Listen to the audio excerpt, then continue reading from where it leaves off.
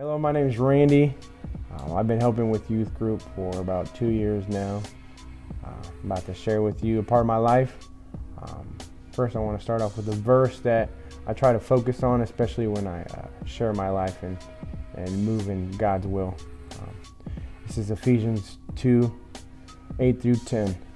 For it is by grace you have been saved through faith, and this is not for yourselves, it is a gift from God, not by works, so that no one can boast. For we are God's handiwork, created in Christ Jesus to do good works, which God prepared in advance for us.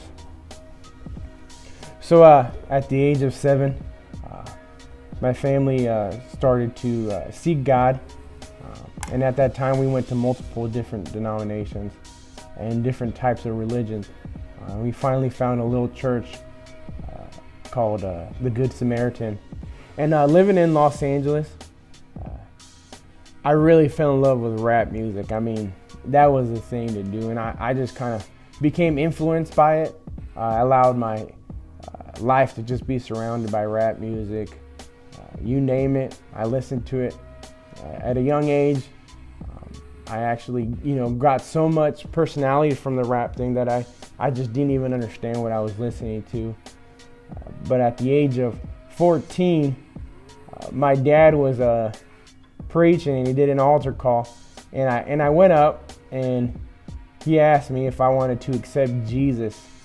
And I told him, no thanks, Dad. No thanks. Not for me, not right now. He's like, what excuse do you have? And I said, I don't have any excuse, Dad. He's like, well, what are you waiting for? And I didn't have an excuse, so I said, okay. And what I did is I prayed the sinner's prayer, like most of us probably have. And at that time, it was just a prayer to me. But I did feel a conviction that night. And I got home and I grabbed all my rap CDs and I broke them and I threw them away. And that's how my relationship with Jesus started. I was so enveloped with the rules that if I could just do the things right, don't cuss, steal, lie, that I could kind of live my life like Jesus would. I didn't really have that relationship that made me want to love him, but I did have a fire to acknowledge him now as Lord. During that time, I moved up from middle school to high school and I played football. Football became my, all-year sport. I played at Division I school, and if you played football, that's all you did. And practices were late. We practiced from 2 to 6:30, so I didn't even go to church half the time. And on Sundays was the only time I went to church, and really, I would just count down so I can watch NFL. And I took football to a new level in my life. I never really had that opportunity to have many male role models, so I could see that the coaches were very successful in the things they did, and the pride and strength that you could get from football was just fascinating to me. It was the opportunity to show how strong you are and tough you are, and all your hard work paying off.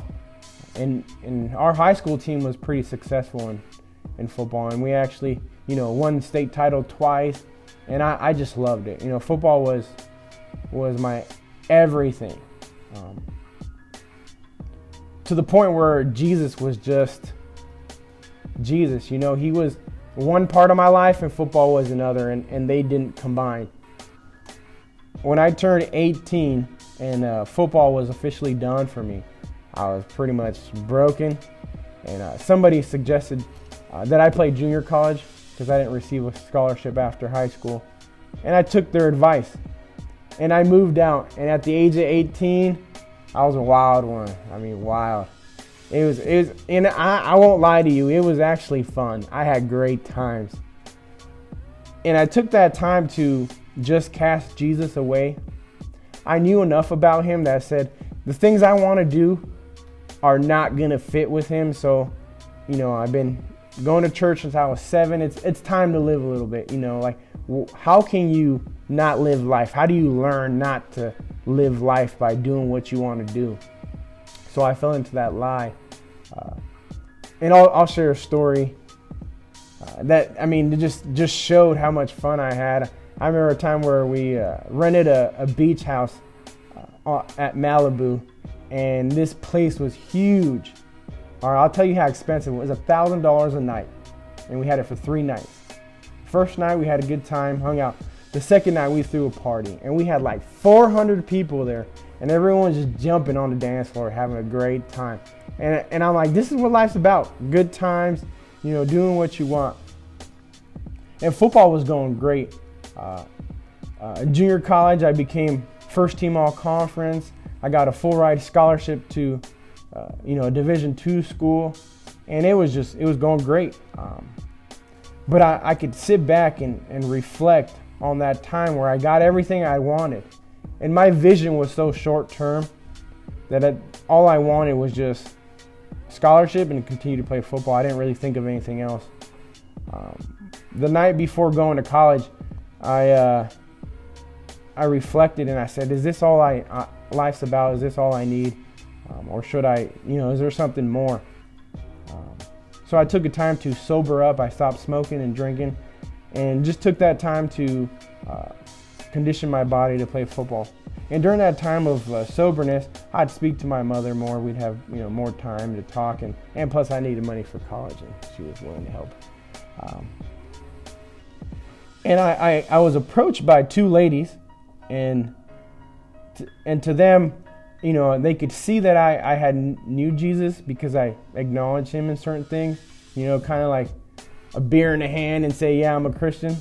I'm not saying, drinking's bad, but, I would just pretend to be this thing I wasn't. So I started going to church, and one day the power team came, and they're a group of ex-athletes that, were professional. Most of them were in the NFL. And they would just break stuff over their head, baseball bats, bend rebar. And the fascinating thing was they still claimed that their strength was from Jesus. They gave it all away to serve Christ. And I was like, wow, that's the guy I want to serve. That's the Jesus I want to be with. So they made an altar call, and this was in West Virginia, so altar calls are pretty common. And I decided to go, and I really made my relationship with Jesus my own that day. I remember looking out and I'm saying, okay, this is for real now. After that semester, my first semester of college, I went back home and I was like, well, this is real. I'm gonna tell everybody. I'm gonna tell my friends, and I did. And I stopped drinking and smoking, and I actually even led my dying friend to Jesus right before he died. He was dying from cancer, and he could see the difference in me. And to me, I was doing it. I was living the Jesus way. I was doing good things, reading my Bible, talking about him. And when I came back, I had been working out 2 hours a day, 6 days a week for 7 months. I was the strongest I'd ever been, physically and spiritually. And on the last day of camp, on the very last play, someone screwed up, so I had to go back in. And I tore my bicep tendon. Just ripped it right in half off the bone. At the time, I didn't realize how devastating it was to have an injury like that, but I knew I had lost it.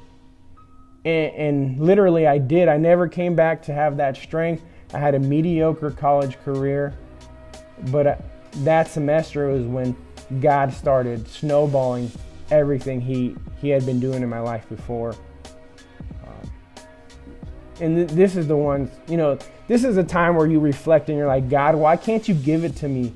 Why can't you give it all to me? Why couldn't I have been an All-American? Why couldn't I have that successful college career? Why can't I have the girl, And that's just not how God works. God had greater things for me than to reflect 30 years from now when I'm bald and 400 pounds and I say, oh, I was so good at football. He had plans for me to use me. And the crazy thing is that last semester of my wife's college career was the same semester I got hurt. And we actually created a relationship and bond that carried on. If I didn't have that time to spend with her, I don't know if I would have been married to her. But God used that time to really grow that relationship, and she helped me grow in Jesus. And also during that time, we actually started an on-campus ministry where I would lead Bible study. And we had 40 students, and there had never been a campus ministry like that within the last 20 years. So looking back at what was important to me really was squabbles to God. And I wanted to go this way, but God moved me another way. But I look back and I reflect and I appreciate and I thank God's divine intervention for getting hurt that last play.